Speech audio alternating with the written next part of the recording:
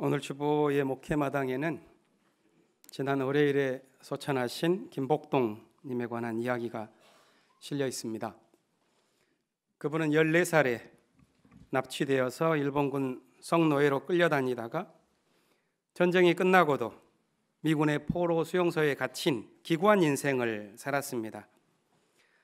하지만 자신의 고통을 딛고 일어나서 일본군 위안부 문제를 해결하기 위한 제1차 아시아 연대회의에서 증언을 시작했고, 그 이후 30년 가까이 인권과 평화의 운동가로서 전쟁 폭력 재발 방지를 위한 국제적인 여론을 이끌어 오셨습니다. 그리고 우리가 경험하게 되는 폭력과 고통이라는 것은 단지 개인의 문제가 아니라 서로 연결된 문제라는 것을 깨닫고 연대 활동을 넓혀가셨습니다. 제1조선인학교 학생들을 지원하고 또 베트남에서 전쟁 범죄를 벌인 한국 군인들을 대신해서 베트남 국민들에게 사죄를 하기도 했습니다. 그렇기 때문에 이분의 소천 소식을 들은 세계 각국 희생자들은 당신이야말로 우리의 영웅이었고 어머니요 희망이었다는 메시지를 보내왔다고 합니다. 저는 김복동님의 소천 소식을 듣고 이런 생각을 해보았습니다. 이분은 그 힘겨운 삶을 어떻게 살아오실 수 있었을까? 여전히 일본은 자신들의 전쟁 범죄를 부인하는 후한무치한 태도를 보여 있습니다. 한반도에는 원치 않은 분단이 오늘날까지 이어지고 있습니다. 고 김복동님의 육체와 영혼에는 깊은 상처가 아로 새겨져 있었을 것입니다. 그러나 그분은 아직 오지 않은 평화의 시대를 먼저 살아가셨고, 그 평화의 세계에나 어울릴 수 있는 행동과 생각과 말을 했습니다. 그래서 사람들은 그분을 떠올릴 때 평화의 나비를 생각하게 되었습니다. 참혹한 시대를 아름다운 몸짓으로 살다간 것입니다. 그것은 다가오는 시대를 앞서 살아가는 삶의 교훈이었습니다. 이미 펼쳐지고 있는 새 시대에 이미 지나가 버린 시대를 지배했던 낡은 생각에 매여서 사는 것은 불행한 삶입니다. 그러나 우리 사회는 분단 시대의 관습과 제도가 여전히 뿌리 깊게 남아 있어서 사회적인 삶의 방식이나 사람들의 생각의 습관을 주도하고 있습니다. 분단의 고통을 너무나도 오랫동안 받아와서 그것이 실상이고 육체가 되었기 때문에 이것이 과연 뒤틀린 역사인지조차 희미해지고 말았습니다. 하지만 평화의 시대는 도도하게 우리에게 밀려왔고, 그 시대를 살아갈 전혀 다른 삶의 방식에 관한 상상력이 이제는 우리 안에서 도입되지 않으면 안 되는 시점에 우리는 놓여 있습니다. 지난 목요일에 미 국무부 대북정책 특별대표인 스티븐 비건이라는 사람이 스탠퍼드 대학의 한 대학에서 중요한 강연을 했다는 소식을 들었습니다. 이 사람은 오는 2월 말에 제2차 북미 정상회담을 준비하는 미국 실무대표이기 때문에 그 사람이 강연에서 무슨 말을 했는지가 굉장한 관심을 끌었습니다. 그 강연 원고를 읽어보기 위해서 찾는 과정에서 재미있는 사실을 한 가지 발견했습니다. 매번 그런지는 잘 모르겠지만 이 강연이 있고 나서 며칠 지나지 않아서 그 강연의 전문과 그 강연 이후에 이어졌던 대화의 모든 내용까지 한글로 번역되어서 주한미국 대사관 홈페이지에 실려 있습니다. 저는 그 게시 자체가 무슨 메시지를 던지고 있지 않나 하는 생각을 하게 되었습니다. 이 강연은 다음과 같은 말로 끝납니다. 지난 70년간 계속된 한반도의 전쟁과 반목을 끝낼 수 있는 가능성이 작년 트럼프 대통령을 싱가포르로 이끌었습니다. 목표를 향한 그의 끊임없는 노력이 제가 오늘 이야기한 모든 것을 달성할 수 있는 가능성들을 만들어냈습니다. 지금이 바로 그때입니다. 미국은 트럼프 대통령과 김정일 위원장이 싱가포르에서 보여준 비전을 현실로 만들기 위한 준비가 되어 있습니다. 새로운 시대는 이미 시작되었다는 느낌을 갖게 합니다. 이 강연은 정치인의 선전이라기보다는 미국 싱크탱크 내부자들의 논의와 같은 성격을 갖고 있었습니다. 이날 강연의 사회를 본 사람은 로버트 칼린이라는 사람이었습니다. 오랫동안 미국 CIA의 동북아시아 담당 국장이었고 대북 협상에서 수석 고문을 역임했을 뿐만이 아니라 최근까지 거의 모든 북미회담에 참여했었던 사람입니다. 그리고 배석자 중에는 북미 대화를 촉발시키는 데 결정적인 역할을 했었던 미국의 핵 전문가 지그프리드 해커 박사가 있었습니다. 북한은 매우 중요한 조처를 하면서 지금과 같은 현재 북미 대화를 이끌어왔는데요. 2010년 11월에 영변의 핵시설을 미국의 전문가 그룹에게 공개를 한 적이 있습니다. 그때 미국을 대표해서 온 사람이 바로 이 해커 박사입니다. 그가 영변에서 원심 분리기 2,000개가 돌아가고 있는 것을 목격하고 돌아간 다음에 꼭 4개월이 지나지 않아 북미 간 대화가 본격적으로 시작되어서 8년여의 과정을 거쳐 오늘에 이르게 된 것입니다. 강연을 마치고 질의응답하는 과정에서 비건 대표는 다음과 같은 부연 설명을 했습니다. 언론 보도를 보니까 여러 곳에서 잘 보도했다는 내용을 보게 되었습니다. 그 내용은 이것입니다. 트럼프 대통령은 한국 전쟁을 끝낼 준비가 되어 있습니다. 전쟁은 사실상 이미 끝났습니다. 우리는 북한을 침공하지 않을 것이고 북한 정권의 전복을 추구하지 않을 것입니다. 우리는 다른 미래를 위해서 준비가 되었습니다. 그 다른 미래라는 것은 비핵화를 토대로 시작되었지만 이 비핵화보다는 훨씬 더 큰 것입니다. 이것이 바로 우리가 가진 기회이고 우리가 북한과 나누게 될 논의 내용입니다. 저는 이 글을 찬찬히 읽어가다가 우리 사회는 2차 북미 정상회담에서는 매우 큰 것을 얻을 수가 있겠구나 하는 예감을 갖게 되었습니다. 가시화되는 것이 시간 문제이지 전쟁과 갈등의 시대는 지나가고 있다. 그런데 여전히 우리 사회는 지난 시대의 습관과 질병이 뿌리 깊게 남아 있습니다. 낡은 세계관이 널리 퍼져 있기 때문에 새로운 시대를 살아갈 수 있는 삶의 방식이 도입되지 못합니다. 진리와 평화가 감추어진 분단 시대의 늪을 우리는 빨리 빠져나와야 합니다. 어둠이 길었던 것만큼 예언과 꿈을 드높이하여서 새로운 방식의 삶을 열어가야 할 것입니다. 복음서가 기록된 때는 진리가 숨쉬기 힘든 억압의 시기였습니다. 제국의 억압 아래에서 평화의 꿈은 질식되었고 사람들은 불안한 마음으로 그저 연명하는 것으로 만족하는 삶을 살아야 했던 병든 시대였습니다. 해방을 꿈꾸는 예언은 환영받지 못했습니다. 그렇기 때문에 어느 날 예수께서 회당에서 오래전 예언자 이사야가 선포한 해방의 말씀을 읽었을 때 한 사건이 벌어집니다. 그 예언의 내용은 가난한 사람과 억눌린 사람과 포로된 사람이 자유와 해방을 얻을 것이라는 내용이었습니다. 이 예언서의 말씀은 사람들에게 어떻게 들렸을까요? 오늘 본문을 보면 환영받기보다는 마치 평지풍파를 일으켰다는 듯이 갈등이 촉발되고 격화되는 상황이 벌어지고 말았습니다. 그것은 예언의 내용과 사람들이 살고 있었던 실제적인 삶의 조건 사이의 간격이 너무 컸기 때문일 것이라고 봅니다. 오늘 본문을 보면 이사야 예언자의 말씀을 읽은 후에 예수께서는 이 성경 말씀이 너희가 듣는 가운데 오늘 이루어졌다. 이렇게 현재 완료형으로 마무리를 짓습니다. 그러자 사람들은 놀라서 아니 이 사람은 요셉의 아들이 아니냐 이렇게 반응합니다.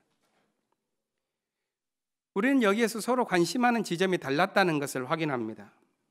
예수님이 주목한 점은 오늘 이루어진 그 말씀에 있었는데 사람들은 자신들이 들은 그 은총의 말씀을 이뤄가는 것에는 관심을 갖고 있지 않았던 것입니다. 예수님은 그 예언을 그저 과거의 것 또는 미래의 것으로 여기지 말고 오늘 여기에서 이루어진 말씀으로 살아가야 한다고 여겼습니다. 그런데 사람들이 예수에게 요구한 것은 다른 것이었습니다. 가버나움에서 했던 당신의 일을 여기서도 해보라는 것입니다. 아마도 그들은 자신들의 삶을 변화시키기보다는 그저 기적이 벌어지기를 기대했던 모양입니다. 예수께서는 하나님의 뜻은 그런 방식으로 이루어지지 않는다. 그런 의미에서 두 가지 이야기를 들려주십니다. 그것은 구원의 사건이 이스라엘 사람들이 아니라 오히려 전혀 다른 삶의 방식을 갖고 있었던 이방인들의 삶에서 이루어졌다는 내용을 가진 이야기였습니다. 그러자 사람들은 그 이야기를 듣고 화가 잔뜩 나서 예수를 벼랑으로 끌고 가서 밀어버리려고 했습니다. 그들을 격분시켰던 것은 무언가? 그건 자신들이 구원의 주인공이 되지 못한다는 이야기입니다. 그것은 실상 진실한 이야기였습니다. 문제는 낡은 질서에 사로잡혀 살아가고 있는 자신들에게 있었기 때문입니다. 해방과 구원의 말씀을 이루어가지 못하는 자신들의 삶이 문제였던 것입니다. 그런데 도리어 그들은 예수를 벼랑 끝으로 몰고 가며 거칠게 위협합니다. 예수께서는 그들의 한가운데를 지나서 떠나가셨다고 말합니다. 이 장면은 마치 옛 시대가 아무리 새 시대를 억압하려 한다 할지라도 결코 어떻게 할 수 없다는 것을 암시하는 상징적인 모습처럼 보입니다. 이야기는 끝났지만 예수님이 지나간 자리에는 여전히 21절 말씀이 여운처럼 남아 있습니다. 이 성경 말씀이 너희가 듣는 가운데 오늘 이루어졌다. 방금 읽은 이 예언의 말씀이 곧장 이루어졌다니 그게 어떻게 가능할까요? 이 말씀은 하나님께서 주신 예언의 말씀을 따라 살아가도록 하는 요청입니다. 이 말씀은 시도됨으로써 바로 실현돼 버리는 새로운 삶의 방식에 관한 암시입니다. 그러나 사람들은 머뭇거리죠. 어떻게 그런 새로운 삶이 도입될 수 있단 말인가? 우리에게 필요한 것은 오늘을 연명할 수 있는 데 필요한 기적뿐이다. 이렇게 생각하는 사람들에게 예수님은 또한 물을 것입니다. 오늘 내 안에서 이루어지고 있는 하나님의 말씀은 과연 무엇이냐? 우리가 읽은 바울의 편지는 아름다운 사랑 노래인데 이 노래가 오늘날에는 결혼식에서 주로 읽혀진다는 것을 바울이 알게 된다면 아마 깜짝 놀라고 말 것입니다. 왜냐하면 본래 이 편지는 고린도 교회의 목회적인 위기 상황을 배경으로 하고 있기 때문에 그렇습니다. 오늘 본문 직전에 있는 12장을 보면 바울이 여러 가지 은사를 소개한 다음에 그리스도의 몸의 지체라는 비유를 듭니다. 그것은 여러 은사를 가진 지체들이 서로 한 몸을 이루고 있지 못한 현실을 반영한 말입니다. 그들이 가진 대표적인 은사는 방언과 예언과 지식과 믿음 4가지였습니다. 문제는 그들에게 이러한 은사의 부족이 아니라 조화를 이루지 못한 은사의 남용이었습니다. 오늘 본문 13장은 그들을 향한 권면입니다. 바울은 이 13장이 시작하기 직전에 이렇게 말하죠. 이제 내가 가장 좋은 길을 여러분에게 보여드리겠습니다. 바울이 제시한 가장 좋은 길은 사랑입니다. 13장에서 이야기하는 사랑은 3단락으로 구분되는데 먼저 1절부터 3절은 고린도의 교회에서 나타난 4가지 대표적인 은사를 사랑과 비교하는 것입니다. 방언과 예언과 지식과 믿음을 소개한 후에 바울은 그런데 만일 사랑이 없다면 그건 아무 소용이 없다 이렇게 말을 하죠. 각 절마다 3번 똑같이 반복되는 표현이 있습니다. 헬라어 단어까지도 4단어가 동일하게 같이 나타납니다. 그것은 그러나 만일 사랑이 없다면 1절, 2절, 3절에 나오죠. 신앙 공동체를 이루는 가장 본질적인 요소는 사랑이다. 만일 사랑이 없으면 그것은 방언도 예언도 지식도 믿음도 도리어 문제의 근원이 되어버린다는 것을 알려줍니다. 그 다음 4절부터 7절은 사랑이 무엇인지에 대해서 말합니다. 그것은 고린도 교회에서 신앙의 이름으로 벌어지는 잘못을 극복하는 길에 관한 설명이기도 합니다. 교회가 위기에 처했습니다. 서로 파벌을 조성해서 싸우고 상대방을 얕보고 무리하게 대하며 세상적인 지식과 권력을 자랑하면서 교만과 자만에 빠지고 정의롭지 못한 태도가 여기저기에 노출되고 있었습니다. 바울은 이 모든 잘못을 극복하는 길이 사랑에 있다고 말합니다. 사랑의 인내와 친절, 소박한 진리에 담긴 따스함이 그 모든 것을 극복하게 할 것이라는 내용이 바로 이 4절과 7절인데, 이 아름다운 내용을 다시 한번 읽어봅니다. 사랑은 오래 참고 친절합니다. 사랑은 시기하지 않으며 뽐내지 않으며 교만하지 않습니다. 사랑은 무리하지 않으며 자기의 유익을 구하지 않으며 성을 내지 않으며 원한을 품지 않습니다. 사랑은 불의를 기뻐하지 않으며 진리와 함께 기뻐합니다. 사랑은 모든 것을 덮어주며 모든 것을 믿으며 모든 것을 바라며 모든 것을 견딥니다. 이 사랑 위에 영원한 희망이 기초하고 있다는 내용이 바로 마지막 8절부터 13절의 내용입니다. 새로운 변화에 관한 영원한 희망의 거처가, 그래서 기독교적인 상상력의 원동력이 바로 사랑에 있다는 말입니다. 사람들은 우리가 견뎌낼 수 있는 우리 삶의 영원한 가치를 위대한 예언이나 방언의 능력이나 자신이 소유한 지식의 힘에서 구하는 경우가 많습니다. 그것을 소유하면 이 시대를 영원히 견뎌낼 수 있을 것이라고 생각합니다. 그런데 바울은 거꾸로 생각했습니다. 가장 오래 지속되는 힘은 하나도 남기지 않고 베풀어진 사랑에서 발견할 수 있다는 것입니다. 그것은 그리스도의 지혜에 담겨 있는 아름다운 역설입니다. 모두 베풀어서 자기에게 남아있지 않은 사랑이 실제로는 가장 오래 간다는 것입니다. 그런데 거친 시대를 살아가는 사람들에게는 사랑에 대한 뿌리 깊은 불신이 있습니다. 그 이유는 사랑마저도 고린도 교회에서 남용되었던 은사처럼 주장되고 요구되어지기 때문에 그렇습니다. 그렇게 요구되어지는 사랑은 오래 참지 못합니다. 주장되어지는 사랑은 친절할 수가 없습니다. 사랑이라는 이름을 달고 교만과 무례를 범합니다. 자신은 실행하지 않고 남에게 요구하는 사랑은 도리어 소란스럽습니다. 그렇다면 우리는 사랑이 작동하는 방식에 대해서 다시 생각할 필요가 있습니다. 그것은 아가페를 일으키는 주체가 누구냐 하는 것입니다. 성경은 사랑을 일으키는 주체가 자신이 아니라 하나님이라고 말합니다. 그렇다면 내가 사랑을 하려고 애쓰기보다는 사랑이 다만 내 안에서 이루어지도록 우리는 살아갈 뿐입니다.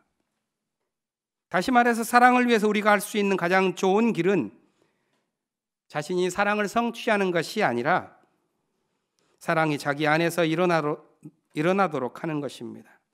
자신이 하나님의 뜻을 이루어가는 주인이 아니라 하나님의 뜻이 이루어지는 장소가 되도록 자신을 내어주는 것입니다. 그것이 삶에서 하나님의 말씀을 이루어가는 길에 관한 성서의 가르침입니다. 예레미야서 본문은 소명에 관한 내용입니다. 우리는 여기서 하나님의 부름을 받는다는 것이 무언지, 자신을 내어놓는다는 것의 의미가 무언지를 배우게 됩니다. 본문에 나오는 예레미야의 소명 이야기는 실상은 모든 사람의 부름과 관련되어 있는 내용입니다. 왜냐하면 하나님은 특별한 존재가 아니라 보통 사람들처럼 두려움과 불안을 가진 예레미야를 부르고 계시기 때문입니다. 예레미야는 두 가지 이유로 하나님의 부르심을 거절했습니다. 하나는 말을 잘할 줄 모른다는 것이요, 다른 하나는 나이가 너무 어리다는 것입니다. 그러나 예언자적인 소명이라는 것은 사람이 가지고 있는 능력이 아니라 하나님의 부르심에서 비롯된다는 것을 보여줍니다. 거절하는 예레미야에게 하나님은 이렇게 말씀하십니다. 너는 아직 어리다고 하지 마라. 내가 보내면 너는 가는 거고 내가 명하면 너는 말하면 되는 것이다. 두려워하지 말아라. 내가 늘 너와 함께 있으면서 너를 보호할 것이다. 하나님이 주시는 소명은 무언가를 이루었기 때문에, 인생에 무슨 성취가 있기 때문에 그것에 대한 보상으로 오는 것이 결코 아닙니다. 우리는 그저 받는 것입니다. 소명만이 아니라 대부분의 중요한 것들은 우리가 이루어내는 것이 아니라 우리는 그냥 받는 것입니다. 우리 삶에서 중요한 것들은 대부분 밖에서 오는 것이요, 주어지는 것입니다. 하나님과의 관계를 굳이 말하지 않고 우리 삶 자체를 들여다봐도 우리 삶의 중요한 것들은 모두 주어지는 것이라는 것을 알게 됩니다. 인생의 삶을 대표하는 4가지 현상을 생로병사라고 그렇죠. 태어나서 늙고 병들고 죽게 되는 것, 그것은 우리가 애써서 쟁취하는 것이 결코 아닙니다. 노력해서 되는 것도 아닙니다. 주어지는 것이요 다가오는 것입니다. 사회적인 삶 역시도 그렇습니다. 우리는 우리보다 먼저 태어나서 살다간 수많은 사람들의 축적된 희생 위에서 살아갑니다. 우리가 지금 걷고 있는 길은 누군가 언젠가 닦아놓았었던 길입니다. 지금 우리는 누군가의 희생과 선행 덕분에 이 세상을 살아가는 것입니다. 따라서 우리로 하여금 선한 삶을 살도록 이끄는 부름은 내 안에서 만들어지는 것이라기보다는 밖에서 오는 것입니다. 그것이 우리의 고백 가운데 이웃의 얼굴을 통해서 그리스도를 본다는 우리의 고백입니다. 성서에 나오는 소명 이야기는 자신의 능력으로 인생을 개척해야만 한다고 말하는 우리 시대의 문화를 극복하는 데 중요한 지혜를 줍니다. 우리는 삶을 능동적으로 살아야 한다고 세뇌하는 시대를 너무나 길게 통과해 왔습니다. 수동적인 자세는 게으르거나 무능한 것처럼 여겨졌고 그저 가만히 있는 것은 나태요 무관심이며 심지어 죄라고 여겨졌습니다. 그래서 만사에 적극적으로 대처한다고 믿고 그것이 인류의 발전과 성숙을 가져온다고 생각합니다. 이런 사회에서 번성한 종교는 믿음까지도 자기 힘으로 성취하라고 말합니다. 하지만 믿음이 그렇게 성취되면 실상은 자기가 원하는 우상을 숭배하는 것이 되기 쉽습니다. 인간을 인간답게 하는 영성이라는 것은 자기 스스로가 무언가를 쟁취해내는 능동성이 있기보다는 자기와 깊이 연결되어 있는 세계로부터 들려오는 것에 열려있는 민감성에서 비롯됩니다. 인간이라는 유기체는 생각보다 복잡합니다. 인간은 단지 동물적인 본능을 따라서 사는 존재도 아니요 자기가 소유한 지능만을 따라서 움직이는 존재도 아닙니다. 인간은 보다 복잡한 방식으로 움직입니다. 예를 들어서 인간은 자기를 둘러싼 세계와 맺은 관계를 생각하고 그것과 맺은 관계에서 나올 어떤 결과에 대한 예견 속에서 자신의 본능까지도 조절하는 놀라운 생명체입니다. 그것은 우리의 몸과 외부 세계가 경계선을 긋기 힘들 정도로 깊은 곳에서 이어졌다는 사실을 의미합니다.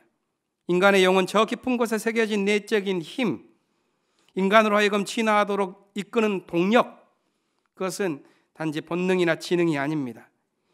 자신의 전 인격을 무언가를 향하도록 하는 힘, 그것입니다. 바로 그 힘이 하나님을 그리워하고 하나님의 뜻을 우리 삶에서 이루어가도록 이끕니다.